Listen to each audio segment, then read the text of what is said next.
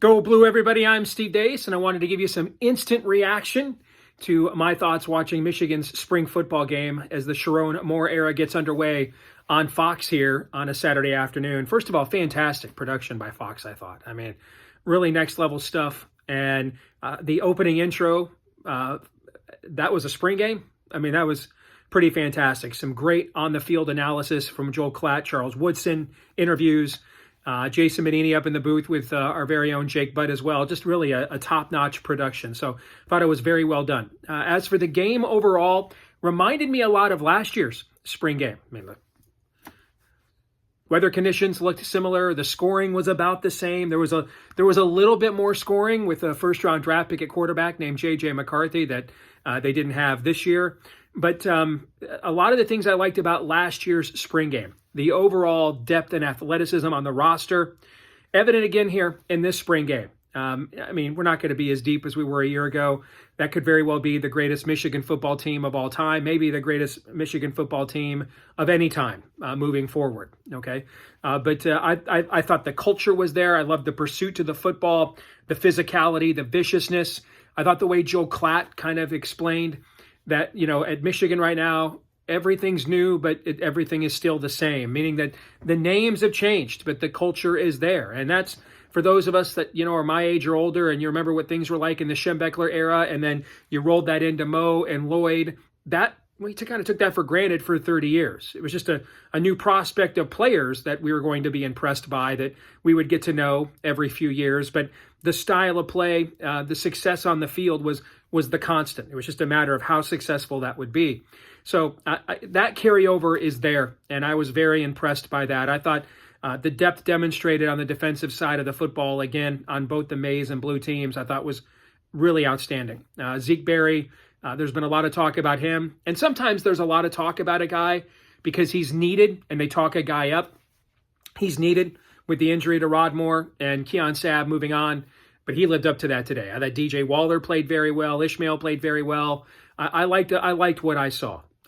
So the culture there, the competitiveness there. You know, Woodson talked after the game about how much guys were still into it. Even Will Johnson coaching guys up. Dude's a top 5 pick in next year's draft. He's got every championship ring, and he's still coaching guys to win a spring game for a steak. All right. Those are all great signs of your culture. So physicality there, competitiveness there, the depth is there. Maybe not what we would like, you know, compared to last year. You still need a couple of more just live bodies, if nothing else, at wide receiver. But those are positives, and I think that bodes well for the upcoming season. If we're going to talk about concerns, really, I only have one, really, and it's the quarterback position, which is not surprising. We're moving on from at least the best Michigan quarterback since his head coach, Jim Harbaugh. Some people think maybe the greatest Michigan quarterback of the modern era. But what concerned me, well, first of all, let me give you a positive on that. I thought Davis Warren was outstanding. I thought his ball placement was good. I thought he threw with confidence. I thought his command of the offense, and I think he came out to make a statement, you know, kind of a, you know, don't you forget about me kind of a thing. And, you know, remember, he was a big story in spring a few years ago, then kind of fell by the wayside with injury and the focus on Cade and JJ. But I thought he was very good today. And I thought he made a statement today that this isn't Alex Orji's job quite yet. Now, I don't know how confident we all are about a guy in his 4th or 5th year in the program who was originally a walk-on taken over at quarterback. You know, did Davis Warren look good because he's good, or good in comparison to everyone else there? You know, in the pre-Dan Campbell era, we used to have this saying called Lions good. All right, and it meant guys like Louis Delmas. Oh, the Lions defense is doomed today. Louis Delmas is out again. Well, Louis Delmas really wasn't that good. He was just Lions good, meaning he was the best the Lions had, but he wasn't like legit good. So did Davis Warren look good today and make a statement today in comparison to what we saw elsewhere? I mean, Jaden Denegal, it looked like adventures in quarterbacking out there today, you know? So so was he good because of what we were comparing him to, or was he legit good? I don't know, you know? But I think he was the best quarterback by far today. I thought Alex Orji started okay, missed a couple of easy throws his very first drive, which we've heard has been his problem all spring, and then demonstrated his legs for a touchdown, which we've heard have been impressive all spring. But then as the game wore on and he was brought back into the game, and so now, Davis Warren leads the Mays team back and kind of punches Alex Orji in the mouth a little bit from a competition standpoint and say, hey, this ain't over yet. So I was very eager to see how Alex Orji was going to come back into the game and respond. And I was fairly discouraged by how I saw Alex Orji come back into the game and respond. Now, let's keep in mind, for both Davis Warren and Alex Orji, this is one practice out of 16, or is it 15, this spring.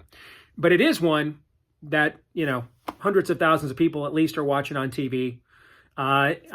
Tens of thousands are sitting in the stands. So it's also the most watched practice that anybody has seen. They did a pretty good job of simulating game conditions, as much as you probably want to in the spring.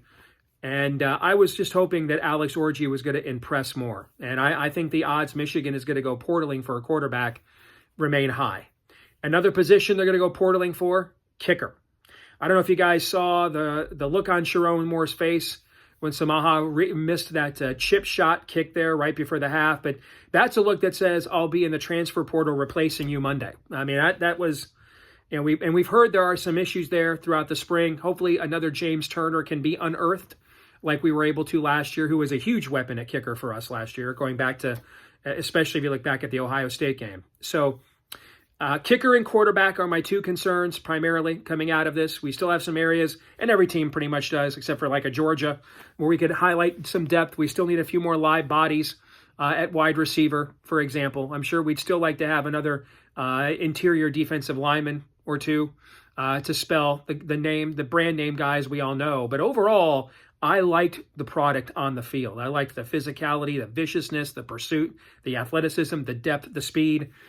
But, given the caliber of schedule we're playing this year, if the quarterback and kicking situation aren't legit, you're going 8-4, 7-5.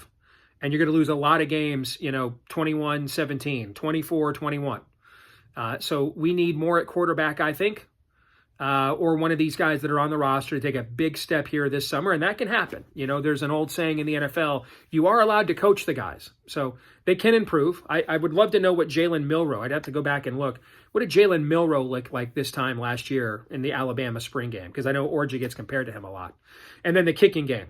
You're just going to have less margin for error this year with the amount of difficult games that we have on the schedule, and you just can't be leaving points on the field like chip shot 30-yard field goals before the half. That's just inexcusable. So overall, though, I'm pleased with what we're seeing and the progress of the program in under Sharon Moore, but ultimately it becomes about wins and losses. And this year, wins are going to be tougher to come by, both with the losses we've had on the field and the difficult competition we're going to be facing on it. So let us know what you think right here in the comments section. Thanks for tuning in. 132 days until we see kickoff against Fresno State at the Big House. Can't wait until then. I'm Steve Dace. Go Blue.